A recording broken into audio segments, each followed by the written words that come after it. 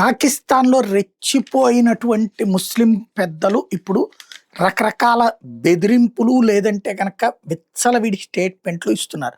ఇప్పుడు అక్కడ ఉన్నటువంటి ఒక మత పెద్ద లేదా ఒక మత డిఫెన్స్ ఎక్స్‌పర్ట్ అట, పాక్ డిఫెన్స్ అనలిస్ట్ అట.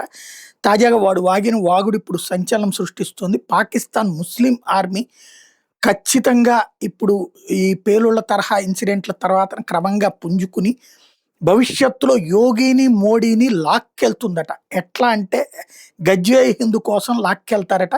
మహమ్మద్ గోరీ హయాంలో పృథ్వీరాజ్ చౌహాన్‌ని ఎలా అయితే నడి రోడ్డు మీద ఊరేగించుకుంటూ తీసుకొని కాబూల్‌లో హింసకి గురి చేశారో, అట్లాగా వీళ్ళని తీసుకొని వెళ్తాం అన్నటువంటి ప్రకటన చేయడం అన్నటువంటిది ఎంతగా బరి తెగిస్తున్నారో, అట్లాంటి వాళ్ళని అక్కడున్నటువంటి ప్రభుత్వం ఎలా సమర్థిస్తోంది అన్నటువంటిదే గుర్తెచ్చుకోవాలి. మోడీని, యోగిని ముట్టుకున్న తర్వాత ఈ దేశం వదిలి అవతలకి వెళ్ళగలుగుతారా?